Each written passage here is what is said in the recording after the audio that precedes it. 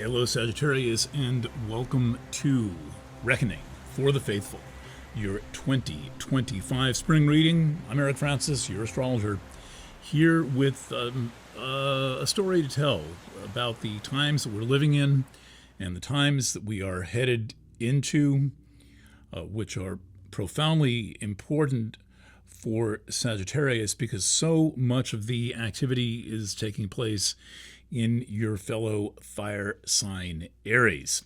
Though that is not all that is going on, there's quite a bit more going on, and there's this shift going on from Pisces into Aries. But first, I want to talk a little bit about the moment that we are in, and what it is about this moment, pretty much for everyone spiritually, because in many ways we are all in the same boat. We are all being confronted by the same extremely challenging situation of not only a world in upheaval, not only a world where we continue to see the previously trusted institutions, even recognizing that most of them weren't so trustworthy, not only being torn down and ripped apart, but also melting bit by bit, day by day.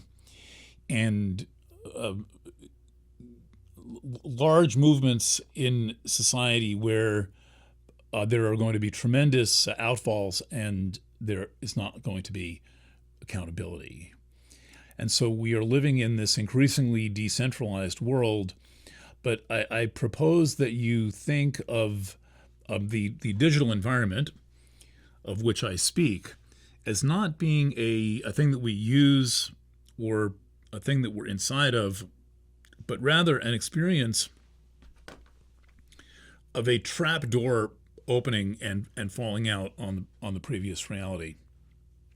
And we are in a kind of a free fall right now. We are in a place where we have no orientation. The body has basically been eliminated as a point of orientation.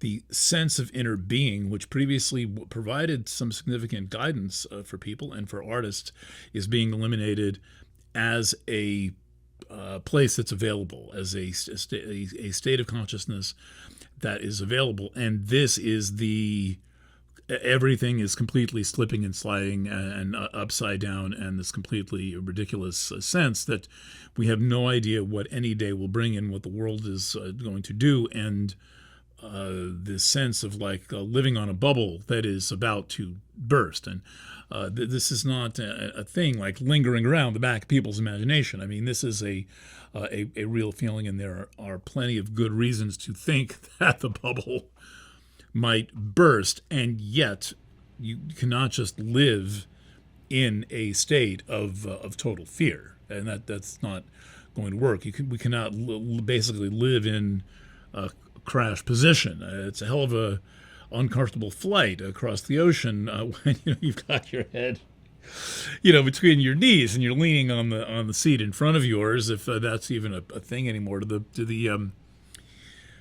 the little cards on airplanes, I still have that, you would know. Okay, so this is, cancel that. My sense of the role of astrology, the purpose of astrology, is to comment on our relationship to our own spiritual condition and the condition of the world. So the astrology is an intersection between what is happening around us, what is happening within us, and then whatever this thing that is you, that is thinking, that is imagining, that you're relating to circumstances and responding to them and responding to your own inner condition. Astrology has its purpose in kind of mapping that relationship. And so a lot of what I'm going to share in terms of the maps are going to be maps of that relationship between between you and yourself, and between the inner and the outer.